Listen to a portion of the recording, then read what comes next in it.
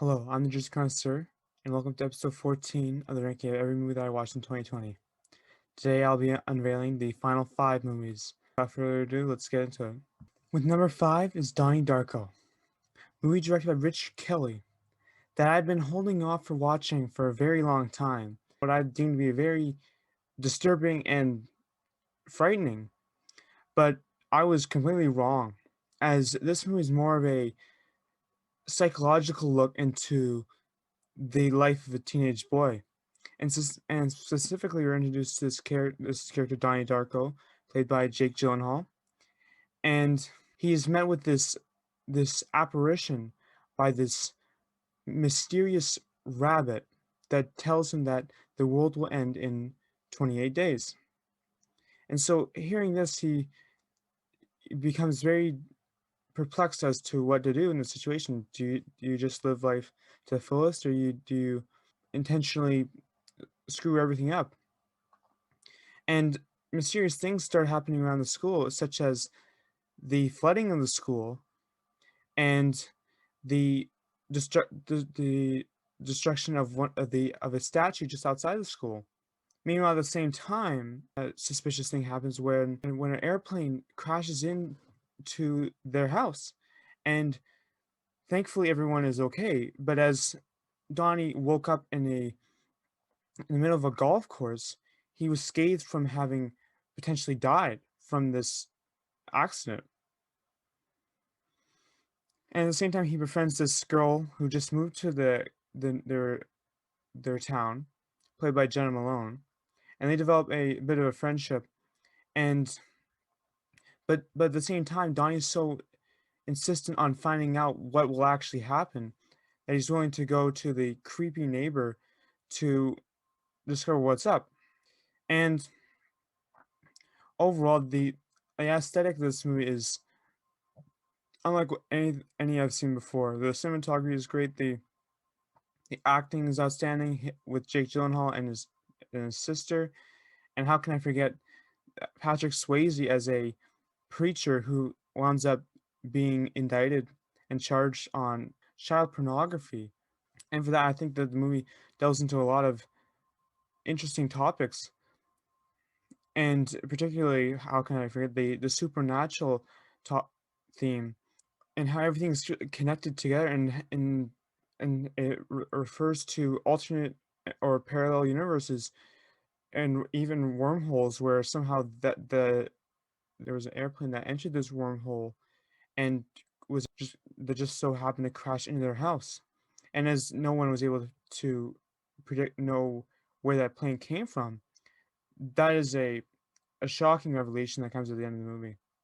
Furthermore, because of the fact that Donnie is so mentally deranged, it's possible that he is an example of an unreliable narrator in this story, and that he's been making all this up in his head. And as particularly, he's been influenced by one of the stories that he's been reading in his English class, and his English teacher winds up getting fired as a result. So regardless, it's really interesting dive into not only how children react to the supernatural and the peculiar, but also how a- adults delve into and are eventually corrupted, as with Patrick Swayze's character.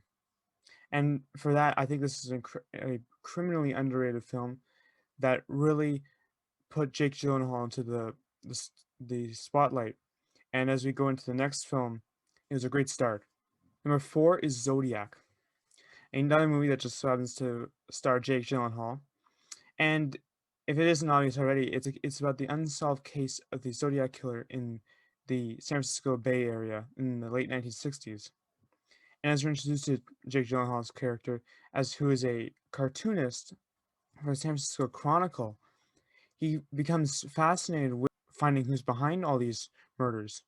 While at the same time, one of his coworkers, played by Robert Downey Jr., a highly respected editor at the newspaper, decides to play chicken with the Zodiac killer and taunts him for all his crimes and how much of a coward he is, only to receive mysterious letters from him that almost threaten his own life, and he becomes so obsessed with as well Robert Downey Jr.'s character that he eventually ends up being fired from his job.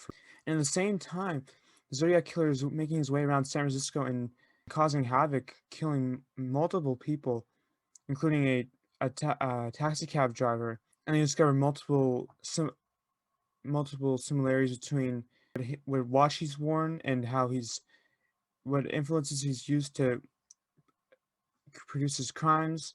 And as we get more, as we learn more, we learn as the characters learn in the movie regarding more information about the Zodiac Killer, and we're perplexed as to who this might be. And they give hints throughout the movie, subtle hints that I really appreciate, and particularly they set their sights on this one man, Arthur Lee Allen, and of which Robert Graysmith ventures out to see him at the end of the movie, and we're led to believe that he is potentially the Zodiac Killer, but it's ambiguous as to really what it is, and it still remains unsolved to this day. Not to mention, at the same time in this movie, we have Mark Ruffalo's character, an FBI agent, who's also trying to figure out the who is really behind this case, while the other two are just on the side and showing an interest. And it's such an interesting character study into this, is almost as all the characters are really foils of each other. With for example, Robert Downey Jr.'s is a laid back surfer dude from California. Doesn't really take things seriously compared to Mark Ruffalo's Dave Toshi, who's a FBI agent, and is really serious on catching the killer. And so it really boils down to who is really who is most knowledgeable about what he's had to do, what the Zodiac killer has had to do in this case. And overall, I believe this is a very well crafted film. It is probably David Fincher's best film. And the cinematography again is great. The score is outstanding, and it really gets you into the eeriness, and it makes you feel as if you're in the period and watching it unfold. Number three is Shaun of the Dead, a very large contrast to Zodiac, but not too different in the kind of gore that we see in this. As this movie is about two guys who are your usual down on their luck kind of guys, and who have not achieved much success, and when until all of a sudden they are subjected to this ongoing zombie virus, and they have to find a way to survive. And I think that this movie, what separates this movie from any kind of, even though this movie is a parody, there are a lot of serious and wholesome parts to it, particularly the relationship between Shaun and his stepdad, played by Bill Nye, where he's not really accepting of him, and then until the zombies start attacking, and he starts to care for him more, and eventually, when his stepdad is bitten, he feels remorseful that he didn't get more chance to get to know him. But overall, this movie is just the perfect blend of comedy and horror. That's all. There's no more I can say. I mean, you have a lot of comedic moments where for example, when they're in the pub and the zombies are attacking them, and you would think that would be scary, but they make humor out of it. And when they're attacked by the zombies outside of the garden, it's just another way to balance the horror and the comedy in it. And I gotta give credit to Edgar Wright again, and again his use of music in this film is outstanding, and it's one of the most wholesome movies I watched. And even though the outlook for them was bleak, they were optimistic of their future, and I feel like there's a good allegory as to having fighting off one's own zombies or demons in this case as a burden. But overall, it's a timeless movie. Number two is The Secret Life of Walter Mitty, a movie that I really connect to, as even though he has a stable job Life at Life magazine, with their impending closure, he's trying to find a purpose, and he lives in this almost fantasy world where he envisions himself as someone who he can't be, and that's really sad because we know that he's capable of realizing that potential, and particularly he's out with with a quest to find a specific photo that will that would be covered in the last cover of Life magazine. And usually with a character, these are stereotypical kind of movies where the character has to achieve a MacGuffin, a device that will be crucial to the plot. But I think that this movie does a great job in really shining away from that and just showcasing his life. And he goes from this ordinary average Joe to skateboarding down a highway in Iceland or riding a helicopter and nearly getting eaten by a shark. And he makes the most out of his life.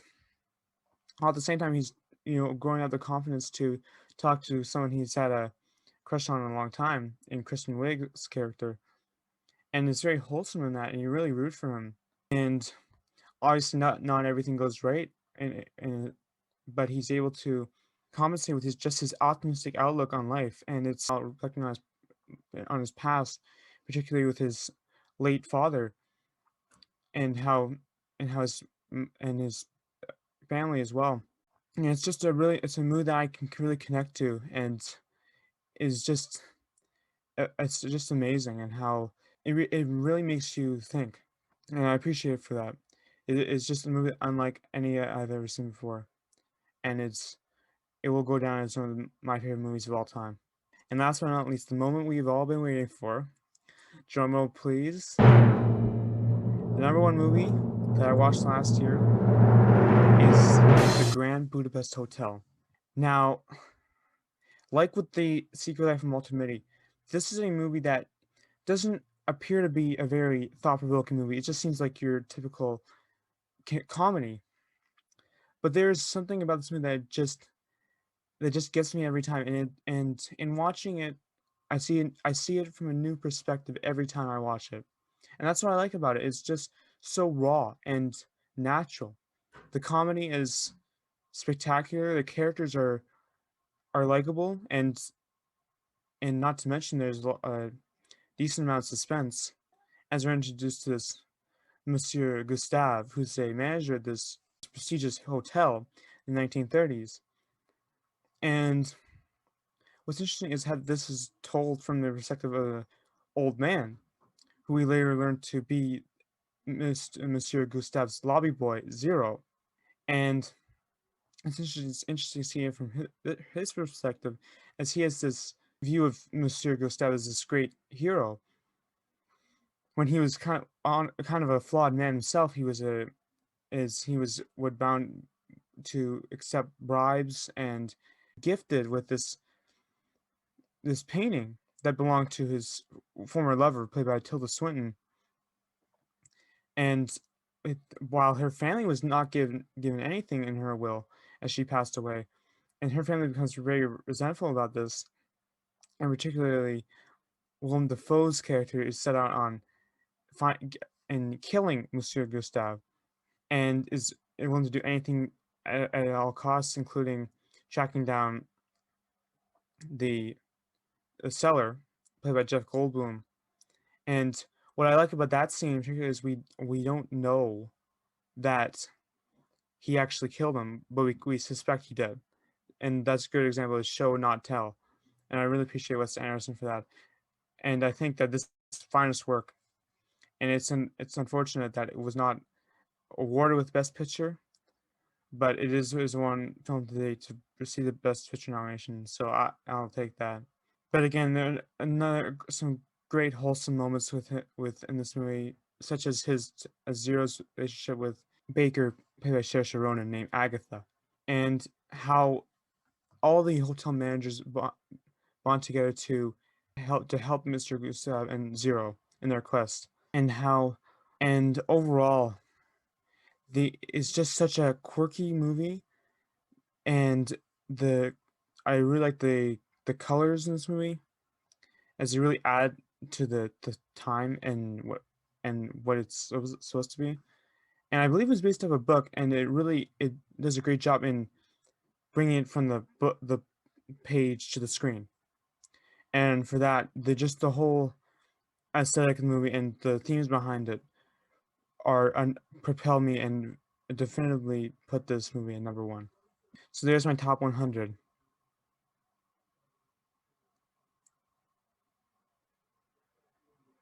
I hope you enjoyed my unveiling of all the movies I watched this year. Leave a like, subscribe if you'd like to see more movie-related content in the future. And I will provide a link to your list if you would like to make your own list. Arrivederci.